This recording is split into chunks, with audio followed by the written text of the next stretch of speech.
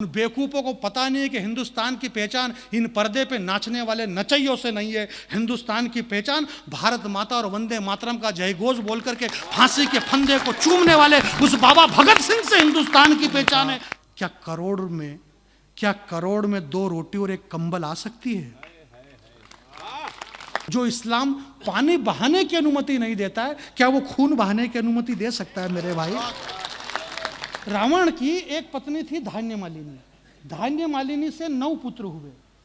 धान्यमालिनी के 9 पुत्र हुए और एक पुत्री हुई। वह पुत्री बहुत कोई अकस्मात उस समय कोई ऐसी बीमारी आई तो उस बीमारी में वो मर गई। ये अलग बात है। आप मेरी बात को ध्यान से समझ नहीं रहे हो, सुन नहीं रहे हो आप। तो ये हम पढ़े लिखे लोग हैं, ये हम सब जानते हैं। हरि अनंत, हरि कथा अनंता। मुकेश भैया, आप जिम्मेदार व्यक्ति हैं। हरि अनंत, हरि कथा अनंता। सुनावई गावई बहुविधि संता, यानी कि हरि की कथा। हरि यानी कौन? हरि यानी कि नारायण, और अनंत यानी कि बहुत बड़ी नहीं। हरि यानी नारायण, नारायण यानी राम, और अनंत यानी नाग यानी लक्ष्मण। राम और लक्ष्मण, इन दोनों की कथा अनंत है। और इस अनंत कथा को सब अपने अपने ढंग से सुना रहे हैं, गा रहे हैं, सुना रहे हैं, और आप लोग सुन रहे हैं, आनंद ले रहे हैं। ये हरि की कथा है। हरि कथा, हरि अनंता। हमारे अमन भाई ने लक्ष्मण के ऊपर जो छंद सुनाया राजा, अद्भुत तुमने सुनाया कि छतरी लेकर के सूर्यवंश की पताका संभालने वाले वो लक्ष्मण जी शेषा अवतार। राम की ठोकरों को लक्ष्मण ने खाया है। मेरे भाई, लक्ष्मण के बारे में मेरे दोस्त, मेरे रोंगटे खड़े होते हैं, परंतु मैं होने नहीं दूंगा, क्योंकि लक्ष्मण की जो भूमिका थी, हे तात राघवेंद्र रघुवीर, जनक के महान अपमानों ने किया मुझे अधीर। जल को थल कर दूं, थल को जल कर दूं, लाऊं उतार सितारों को, सुरमे की तरह पीस दूं पृथ्वी और पहाड़ों को। तो सड़ा गला है धनुष किस गिनती में, सैकड़ों कोस ले दौड़ूं इतना बल है मां एक उंगली में। वह लखन अवतार, शेषा नारायण के अवतार के बारे में इन्होंने बताया। सुनिएगा मेरे भाई, नेता बोले सड़क खा गए, ये आप भी खाने की कोशिश करो। आज से 5000 साल पहले भगवान वेदव्यास जी महाराज ने लिखा कि जब कृष्ण कन्हैया घुटनों के बल चलते थे तो माँ यशोदा ने कन्हैया से कहा, बोले कान्हा मुंह खोलो मिट्टी खाते हो? तो कान्हा ने गर्दन हिला दी। माँ ने कहा, बोले मुंह खोलो मिट्टी खाते हो? नन्हे कन्हैया ने गर्दन हिलाई। यशोदा मैया ने कान्हा को डांटा, कान पकड़ करके चाटा मारा, बोले मुंह खोलो मिट्टी खाते हो।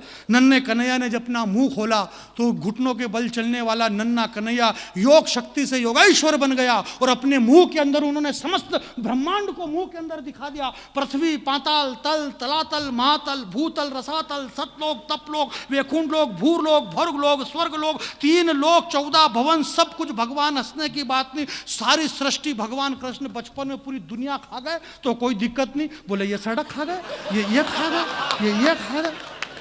यार ये खाना पीना कोई आज से चल रहा है क्या? ये तो बहुत पहले से चला रहा है मेरे भाई। युग सहस्त्र जोजन पर भानु, तुलसीदास जी ने लिखा, युग सहस्त्र जोजन पर भानु। 2 करोड़ 15 करोड़ किलोमीटर दूर इस पृथ्वी से सूर्य की दूरी थी। 15 करोड़ किलोमीटर इस पृथ्वी से सूर्य की दूरी। हनुमान जी महाराज ने, हमारे भाई ने बताया, हनुमान जी महाराज पे कविता सुना रहे थे पांडे जी। हनुमान जी महाराज बचपन में बाल समय रवि भक्ष लियो, तब 3 लोग भयो अंधियारो, और 33 करोड़ देवताओं ने मिल के एक साथ विहार स्वारी बोला, तब जाके भाई ने मुंह खोला। पूरा सूर्य मुंह में। हंसने की बात नहीं, हनुमान जी को नारियल चढ़ाना सुबह में कि सूर्य मुंह में लिया, वापिस निकाल दिया उन्होंने। अगर मान लो नहीं निकालते तो क्या होता? पड़े रहते अंधेरे में। या कवि सम्मेलन वगैरह सब अंधेरे में ही होते हैं, मालूम थोड़ी पड़ता अंधेरे में कौन क्या कर रहा है। अंधेरे में अरे हो किसकी मोटरसाइकिल में कौन किसकी चाबी घुसड़ रही है, मालूम पड़ता अंधेरे में। इस देश के अंदर, इसलिए मैं कह रहा हूं कि बहुत ज्यादा पढ़ा लिखा होना कोई जरूरी नहीं मेरे भाई। हिंदुस्तान के पढ़े लिखे लोगों ने क्या कर लिया? इस देश के अंदर ज्यादा पढ़े लिखे हो गए लोग तो रात की 3 बजे सुप्रीम कोर्ट खुलवा दी आतंकवादियों के लिए। हिंदुस्तान के पढ़े लिखे लोगों ने क्या बयान दिया? एक 2 कौड़ी का क्रिकेट खेलने वाला पाकिस्तान का क्रिकेटर कहता है कि हिंदुस्तान की पहचान तो शाहरुख खान साहब से है। इस मेरे भाई ने कहा, बोले हनुमान चालीसा का पाठ करिए। जावेद अख्तर को डर लग रहा है, उसको डर लग रहा है। उन बेवकूफों को यह पता नहीं हिंदुस्तान, बोले सलमान खान साहब से हिंदुस्तान की पहचान है। आमिर खान साहब हिंदुस्तान की पहचान है, उन बेवकूफ़ों को पता नहीं है कि हिंदुस्तान की पहचान इन पर्दे पे नाचने वाले नचैयों से नहीं है। हिंदुस्तान की पहचान भारत माता और वंदे मातरम का जयघोष बोल करके फांसी के फंदे को चूमने वाले उस बाबा भगत सिंह से हिंदुस्तान की पहचान है। हिंदुस्तान की पहचान उन महाराणा प्रताप से मेरे भाई। 2 कौड़ी के आतंकवादी हमें बम से डराएंगे? किस देश को बम से डरा रहा है 2 कौड़ी का आतंकवाद? धन्य धन्य धरा जहां की शक्ति भक्ति और स्वाभिमान कभी बिका नहीं, और धन्य था वो शूरवीर राणा जिसकी ताकत के आगे अकबर तक टिका नहीं। क्या फौलादी सीना था उस राणा का, टकराकर तीर सीने में टूट जाते थे, और हिन आता था जब चेतक तो मुगलों के छक्के छूट जाते थे। और ऐसा भगवा उड़ाया राणा ने हल्दी घाटी में कि सूर्यदेव भी छिप गए गगन पर, और आदमी तो आदमी एक घोड़े ने जान दे दी वतन पर। जिस देश के अंदर, जरा दोनों हाथ खड़े करिए बनाब, जल्दी से नीचे कर लो हाथ, वापस जल्दी करो। अरे यार, अभी महाराणा प्रताप के घोड़े को मालूम पड़ जाए। बारूद वाला सुनिएगा मेरे भाई के, ये मेरे पुराने प्यारे मित्र, कविता सुनिएगा, कविता के साथ जुड़ना पड़े लोग। जानिए अच्छी कविता, एक अच्छी कविता सुना देता हूँ। बहुत हंस लिया आपने, हंसने का कोटा पूरा हो गया, अब खत्म, अब नहीं हंसेंगे अपन। अब आप एक कविता सुनिएगा, मेरी प्यारी कविता है, बहुत अच्छी कविता है, सुनिएगा आप। कविता है, मैं यूं कह रहा हूं कि ये जो सड़क है ना, इस सड़क के पीछे पुल है, उस पुल के नीचे, हंस रहे हो यार, देखो तो सही कि पुल के नीचे क्या क्या है। फोकटी कपड़ा बिछा रहे, जबरदस्ती कपड़े बिछा रहे हो आप, कपड़े फाड़ रहे हो आप, देखो पुल के नीचे क्या है? बहलाकर फुसलाकर। अगर अगली पंक्ति पे आपका कलेजा हिलेगा मेरे भाई, और आप कविता समझते नहीं है, मालवा की धरती का अपमान मत करना। एक लाइन पढ़ता हूं मैं कि उस पुलिया के नीचे, सड़क के पीछे, भुवन जी, सड़क के पीछे पुलिया के नीचे बहलाकर फुसलाकर उसे सुलाया है, उसे सुलाया है, सोने दो। उठ गया ना तो कोई रकम मोटी मांगेगा, बहुत भूखा है शायद रोटी मांगेगा। बहला के फुसला के उसे सुलाया है, सोने दो। उठ गया तो रकम मोटी मांग बैठेगा, बहुत दिनों से भूखा है शायद वो रोटी मांग बैठेगा। महाप्राण निराला की वह नायिका जिसको मैंने देखा था इलाहाबाद के पथ पर, वह तोड़ती पत्थर अपने आंचल में। भगवान भास्कर सूर्य की, भगवान भास्कर अपनी रश्मियों से उसके खुद रंग पर राज कर रहे थे मानो।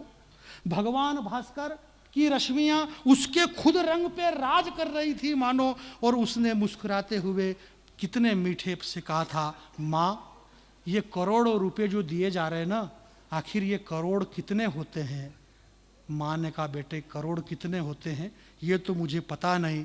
बच्चे ने कहा, क्या करोड़ में 2 रोटी और 1 कंबल आ सकती है? क्या इन करोड़ में 2 रोटी और 1 कंबल आ सकती है?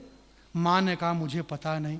उस माँ को भी पता नहीं था, तो मैंने कहा कोई बात नहीं, पता नहीं, अपन बात बदल देते हैं, क्योंकि आपके पास कंबल है ओढ़ने के लिए और रोटी भी है, तो आपको क्या मतलब इन सारी बातों से। तो मेरी एक छोटी सी कविता सुन के मुझे विदा करना। सुनिएगा, कोई भी बीच में से खड़ा होकर के नहीं जाए प्लीज मेरे दोस्त। 2 मिनट की कविता है, बीच में से खड़ा होकर के नहीं जाए कोई भी, वरना इस कविता का अपमान नहीं है मेरे भाई।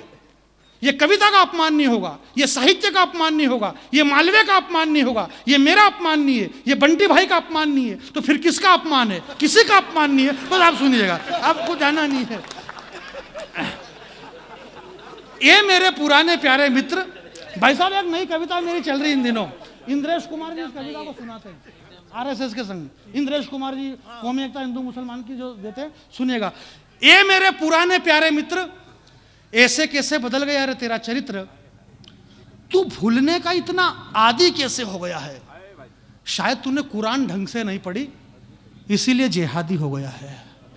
माँ की कोख से पहला कदम तूने इसी धरती पर रखा है, इस मिट्टी के स्वाद को तूने कई बार चखा है। तेरे अब्बू की उंगली पकड़ करके इस धरती पर तू घूमा है, और ठोकर लगी तो सैकड़ों बार इस मिट्टी को तूने चूमा है। इस गांव के गलियों के चबूतरे पर तूने कई रातें काटी है, और तुझे पता ही नहीं यार, ईद की सेवैयां तूने मेरे घर तक आकर के बांटी है। बस नहीं, सेवैयाँ को जब खाया जाता है तो थोड़ी देर शांति बनाए रखते हैं, क्योंकि सेवइयाँ कब खाई जाती है? फजर की पहली नमाज की जाती है। हमारा ये संस्कार है, जब हम फजर की पहली नमाज करते हैं, फजर भगवान भास्कर जब इस धरा पे दस्तक देते हैं, उस वक्त फजर की पहली नमाज की जाती है। फजर, जोहर, असर, मगरिब और ईशा, पांचों वक्त की नमाज करने के लिए मोमिन जाता है तो वजू करते वक्त 2 बूंद पानी भी अगर वो ज़मीन पे गिराता है तो इस्लाम कहता है कि अगर 2 बूंद पानी भी ज़मीन पे गिराते हो तो तुम इस्लाम की नज़र में गुनहगार हो। जो इस्लाम पानी बहाने की अनुमति नहीं देता है, क्या वो खून बहाने की अनुमति दे सकता है मेरे भाई? थोड़ी देर के लिए आप कविता भी सुनिएगा कि माँ की कोख से पहला कदम तूने इसी धरती पर रखा है, इस मिट्टी के स्वाद को तूने कई बार चखा है, और नहीं चखा तो तुम्हारी मर्जी पड़े जो करो, परंतु मेरी बात को ध्यान से सुनो। घर लौटते वक्त स्कूल से सुनिएगा मेरे दोस्त, आपका तेवर बदल गया तो मुझे विदा करना, मैं अपना स्थान ग्रहण करना चाहता हूँ। मेरे बाद में बाबा पढ़ेंगे और शशिकांत यादव जी को, मैं देश के बड़े वीर रस के कवि हैं, हमारे मालवा के सबसे प्यारे कवि, अच्छे कवि, इनको बुलाने के लिए मैं 4 पंक्तियाँ आपके बीच में पढ़ना चाहता हूँ और 4 पंक्ति पे एक वीर रस के तेवर को खड़ा करना चाहता हूँ। इन पंक्तियों पे के नीचे तपती धरा, हमारे मुकेश भाई ने जहां से बात खत्म करी सुनिएगा कि नीचे तपती धरा, ऊपर सूर्य भगवान, बीच में खड़ा एक सरहद का जवान, सरहद पर ये तिरंगा यूं ही लहराता रहे, उसकी रक्षा करना ही वो अपना काम समझ बैठा। और भला उससे फुर्सत कहाँ थी संतों के उपदेश सुनने की, वो उसी को अयोध्या का राम समझ बैठा, वो उसी को अयोध्या का राम समझ बैठा। पूरा सदन एक बार हाथ खड़े करना कि वो उसी को अयोध्या का राम समझ बैठा। और भूख लगी तो भूखा रहा, प्यास समझ लगी तो पानी समझा उसने दुश्मन के खून को, पर ठंडा नहीं होने दिया कभी अपने जुनून को। नींद आई तो माथा टिकाकर सो गया बंदूक की नाल पर दाग नहीं लगने दिया उसने कभी भारती के देदीप्यमान भाल पर, दाग नहीं लगने दिया उसने कभी भारती के देदीप्यमान भाल पर।